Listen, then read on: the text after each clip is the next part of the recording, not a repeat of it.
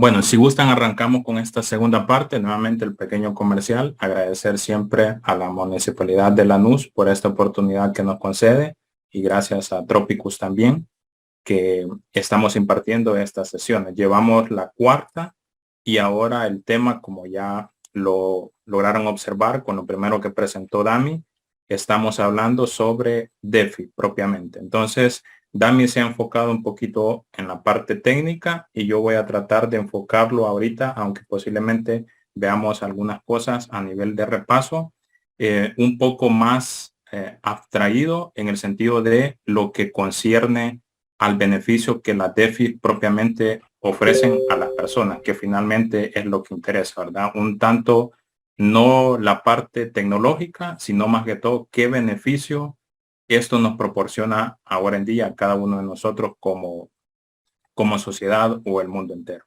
Bueno, ¿qué son las DeFi? Ya Dami lo explicó un poquito, pero aquí quizás vamos a profundizar y a dar unos conceptos un poquito más amplios en base a experiencia que tenemos. Y voy a ir dando también algunas pequeñas acotaciones que solamente estas acotaciones nosotros las vamos experimentando en base a la experiencia que ya hemos tenido. Entonces, a veces nosotros podemos tender a hablar de estos términos o de estos conceptos o de estas tecnologías desde un punto de vista teórico, pero el valor más que todo de esto está cuando hemos tenido algún tipo de práctica ya nosotros propiamente con los protocolos o inclusive nosotros hemos tenido mucha más práctica a nivel de la base de los protocolos, porque aquí hay algo importante que hacer notar. ¿Y qué es esto importante que debemos de hacer notar? Es que un protocolo DeFi corre sobre una blockchain en particular, en estos casos que estamos viendo, ¿verdad? Que son exposiciones que dimos anteriormente. Un protocolo DeFi que es propiamente, tiene como base una carretera que es sobre la cual él transita. Y esa carretera, ahorita vamos a tratar de enfocarnos en la parte de mi participación a RSK, que es algo que hablamos anteriormente, pero puede ser cualquier otra blockchain como la de Ethereum o inclusive otras que nosotros podemos conocer. El caso particular de Bitcoin, Bitcoin no tiene como protocolos base orientados a DeFi propiamente. Vamos a hablar un poquito más de eso más adelante, pero justamente es como la idea de que puedan haber cadenas laterales como el caso de RSK para que puedan en cierta manera no suplir esa necesidad, sino que puedan aportar al protocolo de otra manera. Pero Bitcoin, aparte quizás de la mayoría de los protocolos, el protocolos DeFi como tal no se pueden pegar a su blockchain en particular. Bueno, aquí. Una definición un tanto no técnica de DeFi, sino más orientada, como les digo, a nosotros como personas del común. DeFi lo que busca es desarrollar piezas financieras tradicionales, pero con algo adicional, valga la redundancia. ¿Y qué es esto algo adicional? Es un grado extra de apertura, transparencia, descentralización. En otras palabras, lo que busca DeFi son dar opciones financieras sin restricción. Y hay las palabras marcadas en negrito tienen una consistencia bastante importante y bastante fuerte. Esto porque en el desarrollo de lo que a continuación vamos a ver, vamos a entender de cuál es la diferencia especialmente con los sistemas tradicionales. Entonces, apertura, transparencia, descentralización son factores muy importantes. Algunas características de la DeFi las mencionó Dami, pero ahorita hacemos un repaso rapidito.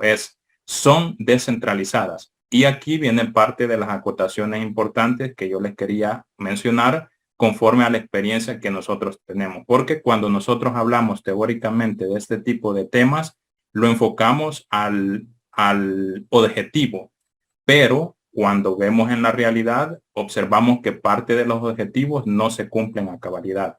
Y aquí viene una de las primeras acotaciones, en lo particular, a mí propiamente la palabra DeFi no me gusta mucho. Yo prefiero utilizar la palabra finanzas abiertas.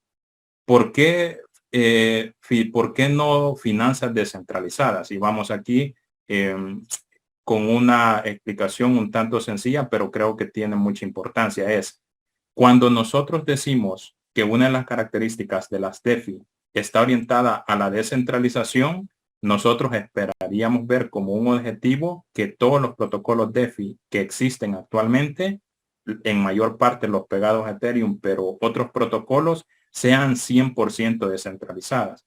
Y aquí viene quizás la primera cosa, es que varios de los protocolos que existen actualmente tienen un porcentaje nada más de descentralización, pero no son descentralizados en su totalidad. O inclusive cuando llegan a un grado de madurez o descentralización mucho mayor, que ahorita se puede considerar como un tope, que se conoce como formar una DAO, que lo mencionó Dami hace un rato. También ahorita hay mucha discusión en el sentido de qué tan descentralizadas son una DAO en particular. Entonces, como les digo y dijo Dami, hay mucho camino ahorita por recorrer, pero en la medida en que usted va usando los protocolos, los va conociendo y conoce la base de los mismos, ya puede hacer una diferenciación entre un tema de centralización, descentralización o media descentralización. Entonces, por eso le pongo el asterisco, porque esto es importante. Entonces, cuando decimos una característica de la DeFi, el fin, el objetivo es que sea descentralizada, pero ¿cuál es la realidad? Es que eso no lo estamos viendo en la mayoría de los protocolos. Tienen cierto grado de centralización y tienen ciertos grados de descentralización. La segunda característica, no tienen fronteras. Y le pongo también un tema de el asterisco. El asterisco significa un poquito condicional. ¿Y por qué decimos en la finalidad las DeFi no deberían de tener fronteras? Es decir, una persona podría acceder a finanzas descentralizadas o finanzas abiertas desde cualquier lugar del mundo, una vez tenga internet. África, Oceanía, Asia, América Central, de donde sea que esté, debería de poder acceder. Ahora, esto es una realidad, en cierta medida sí, pero también hay algunos limitantes. Es decir, yo si estoy en ciertos países por el momento, no puedo acceder directamente a pegarme a un protocolo DeFi. Por ciertos temas, digamos más que todo restricción, es un poquito de limitación por cuestiones regulatorias. Entonces, el fin de una DeFi es que no tenga barreras, es decir, en cualquier lugar del mundo, sean inclusive Corea del Norte, Nicaragua, los países comunistas, yo pueda y utilizar estos protocolos. Pero en la realidad aún no es una realidad de todo completa, le falta mucho en ese sentido. Luego, no están reguladas. Esa es otra de las finalidades de los protocolos DeFi, pero que vemos en la realidad es que hay mucho, y aquí lo vamos a enlazar quizás con la sesión 1 que vimos sobre temas de estafa, que lo dedicamos completamente a ello. Hay muchos protocolos actualmente que se están vendiendo como DeFi. En primer lugar, no son protocolos DeFi, sino que quizás son protocolos más CeFi, que tienden a centralizarse, se venden como DeFi y en cierta manera estos protocolos están un poquito más enlazados al tema regulatorio.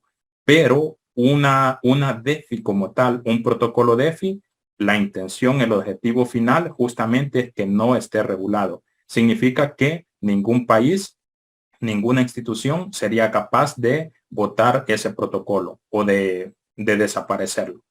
Y otra característica importante, que esto es como a nivel de base, los protocolos DeFi utilizan una base que es una blockchain para poder operar, pero también los protocolos DeFi no pudieran existir actualmente sin los smart contracts. Entonces, esto se vuelve bastante importante. En la siguiente imagen vamos a ver un poquito más sobre esta parte. Bueno, avanzamos en la presentación. Otra de las características es que las DeFi usan oráculos. ¿Qué son los oráculos? Los oráculos, digamos que son como servicios en cierta medida tercerizados que los brindan otras empresas, otras compañías, o inclusive pueden ser oráculos desarrollados por el mismo protocolo en particular. Pero la mayor parte de la orientación de los oráculos está en el sentido en que yo requiero información de algo para poder tomar una decisión. La base es el uso de los contratos inteligentes o smart contract que les hablé hace un momento. Y les pongo un ejemplo de cuando yo hago una mezcla de un contrato inteligente con un oráculo en particular. Y también me gustaría hacer la siguiente acotación. Cuando nosotros decimos o mencionamos la palabra contratos inteligentes, no es que los contratos sean inteligentes como tal. De hecho, carecen de mucha inteligencia porque sabemos nosotros que la inteligencia del ser humano es relativa. Muchas veces nosotros cometemos el error a nivel de estudio o algo de decir que alguien no es inteligente, por ejemplo, porque le cuesta la matemática o le cuesta otro tipo de materia. Y en nuestro razonamiento estamos mal porque la inteligencia no está orientada a ese tipo. Una persona puede ser mucho más inteligente que otra, inclusive si en la materia de matemáticas no sabe bien. Entonces, el tema de los contratos inteligentes como tal no es que los contratos sean inteligentes. El contrato se programa para hacer justamente lo que se quiere y no más de eso. Entonces, un ejemplo bien particular de una unión de un contrato inteligente con un oráculo, que son las características que estamos mencionando, es, por ejemplo, imaginémoslo en Argentina como lo más clásico, es el clásico entre Boca y River, pero no equivocarme. Entonces, hay un nivel de apuesta. Ahorita todas las niveles de apuesta que hay son como seculares. Hay una casa de cambio y algo, pero utilicemos los contratos inteligentes. Entonces, unos le van a Boca, otros le van a River. Yo programo el contrato inteligente y yo digo, todos aquellos que le apuesten a Boca que va a ganar, no sé, 2-0. Entonces, si esas personas le acertan a este marcador, todo el dinero automáticamente que ellos estén apostando de la apuesta se le va a ir a estas cuentas. Entonces, si eso pasa exactamente, el contrato va a operar en la manera en que se programó, sin que haya un intermediario de por medio. Eso entonces es importante. ¿Cómo entra la parte del smart contract? Lo que hace es programar lo que yo quiero que haga. Es programar una pérdida, un gane, acertarle un marcador específico. ¿Qué es lo que va a hacer el oráculo? Porque aunque yo pueda programar a través del contrato inteligente o del smart contract estas condicionantes, yo no puedo saber finalmente cuál es el resultado de Boca River. Entonces, ¿qué necesito para saber cuál fue el resultado? Necesito un oráculo. ¿Qué es el oráculo? Digamos que son como tentáculos que van y validan la información final del resultado. Lo toman y lo llevan al contrato inteligente para que éste pueda ejecutar la acción que finalmente se le ha encomendado. Y luego son transparentes. Pongo allí un poquito la parte del asterisco también, aunque creo que esta es una actividad un poquito más innata de la propia blockchain que de los protocolos en particular, pero cuando digo que son transparentes, no me estoy refiriendo quizás tanto a la parte de la blockchain, sino más que todo a la transparencia que un protocolo pueda tener. Cuando nosotros hablamos, y Dami lo dijo muy bien, no son consejos de inversión los que nosotros damos, pero en otras oportunidades, cuando nosotros hemos hablado acerca de en qué yo tengo que fijarme para poder poner plata, es decir, yo estoy interesado en profundizar en DeFi, probar DeFi y quiero meter un cierto grado de plata. Entonces, ¿cuál es el mejor protocolo para que yo lo pueda hacer? Hay una serie de checklists que nosotros le hemos dicho que usted debería revisar en ese protocolo en particular DeFi para que usted pueda tener confianza y poder meter su plata. Uno de esos es la transparencia. Yo hablé, creo que en la sesión 2 o en la sesión 3, cuando puse toda la sesión, la orienté al ejemplo ayúdame, Dami, se me ha escapado ahorita el nombre, se me escapó el nombre, pero allí hablaba sobre el tema de la transparencia. El otro que se fue a cero, Dami, fue Luna, pero el protocolo particular. Bueno, se me ha escapado ahorita el nombre, pero hablé de la transparencia. ¿Cuál es esa falta de transparencia? Es decir, el protocolo en muy poco tiempo entró en una fase decadente y no fueron transparentes para con sus usuarios en decir realmente lo que estaba ocurriendo. Entonces, el tema de transparencia en un protocolo DeFi no lo tenemos que orientar 100% al hecho de que yo puedo ir y puedo consultar mi transacción, porque la base de esta transacción está a nivel de la blockchain, pero a nivel del protocolo como tal, del protocolo en particular, también tiene que haber un grado de transparencia para con sus usuarios. Por ejemplo, si es un protocolo que tiene la parte de ahorro, préstamo a nivel de staking. Yo como usuario, a diferencia de cómo lo puedo hacer en los bancos, puedo ir a la base del protocolo y ver cuánto dinero hay estaqueado a nivel del ahorro, cuánto hay de préstamo, cuánto hay de colateral. Entonces, todo ese tipo de información fidedigna que a mí como usuario me debe dar la confianza en ese protocolo en particular. Y luego, una de las últimas características a nivel de los protocolos DeFi es el hecho de que no requieren KYC. Y aquí, si ustedes ven, lo pongo también como un asterisco con condicionante, porque ese debería ser el fin de las finanzas descentralizadas, que yo puedo llegar a ese protocolo y no tengo necesidad de dar mis datos personales. Pero, al igual que una de las características anteriores, varios protocolos actualmente se venden como DeFi y les piden KYC. Entonces, como que no hace match la finalidad de la característica esperada con lo que sucede a nivel de la realidad.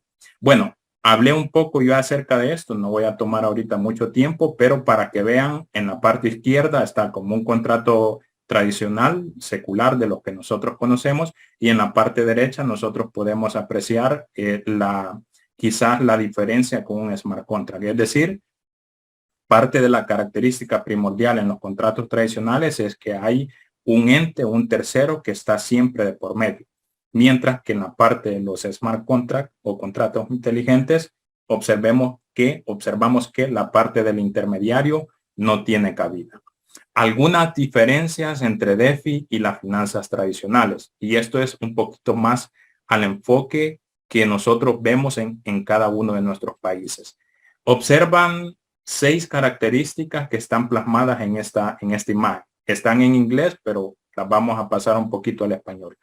¿Qué significa permissionless? Esto es una palabra bastante importante tanto a nivel de los protocolos en la blockchain y los protocolos DeFi en particular. ¿Qué significa permissionless? Es que nosotros vemos en la actualidad, y esto es donde digo que parte de los objetivos de los protocolos DeFi y todo lo que estamos viendo a nivel de las criptomonedas tienen un componente social, siempre lo he dicho. Y ese componente social va orientado a poder desligarnos de las ataduras que nosotros como personas sufrimos a través de las ataduras y ligaduras que tenemos de la banca tradicional de nuestros gobiernos, pero también a nivel de los poderosos. Si nosotros somos cierta persona de interés, y eso lo podemos ver en las noticias, nosotros estamos ligados a ciertas decisiones que países como Estados Unidos o las potencias deciden sobre nosotros. Si fuéramos algún tipo de empresario que nosotros no le caemos bien a X gobierno, nosotros nos pueden decir qué podemos hacer y qué no podemos hacer. Ahí entra la parte del permissionless. ¿Qué significa permissionless? Es lo contrario. Significa que yo no necesito la autorización ni el permiso de nadie para poder operar. Luego el tema de la descentralización, que esto da para hablar en una sesión totalmente completa, porque muchas veces nosotros no caemos en cuenta lo que la palabra descentralización quiere decir.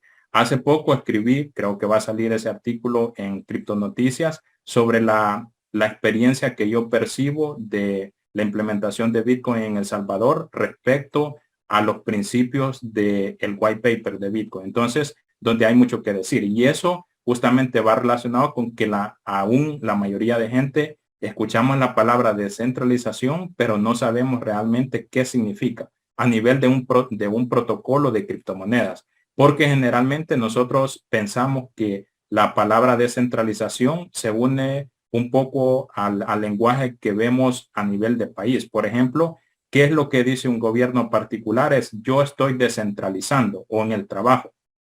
¿Qué es descentralizar?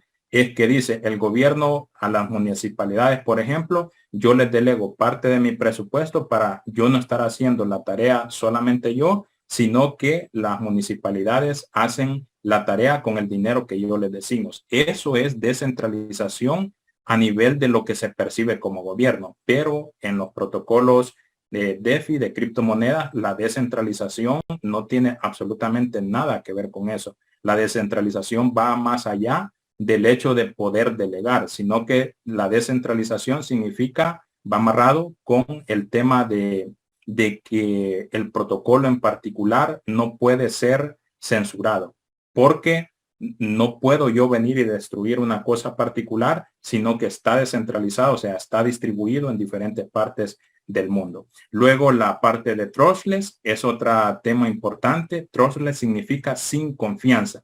O sea, ¿qué significa eso? Que yo no debería de tener confianza en alguien en particular para poder depositar algo, que en este caso prácticamente son siempre fondos.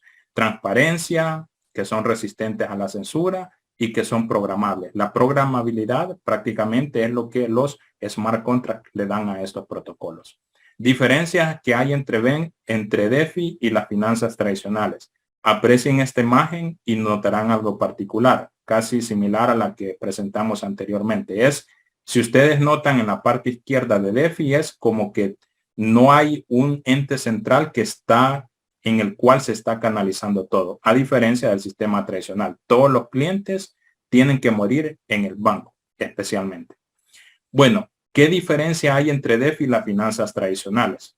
Primero, en base a la filosofía y a la teoría, el deber ser es que deben ser abiertas para todos.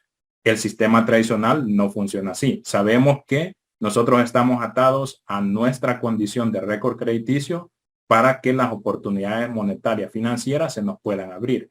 E independientemente si ya tuvimos una oportunidad de acceder a un récord crediticio y nuestro récord crediticio fue malo, en lugar de tener abiertas las puertas, la puerta se nos cierra absolutamente para todo.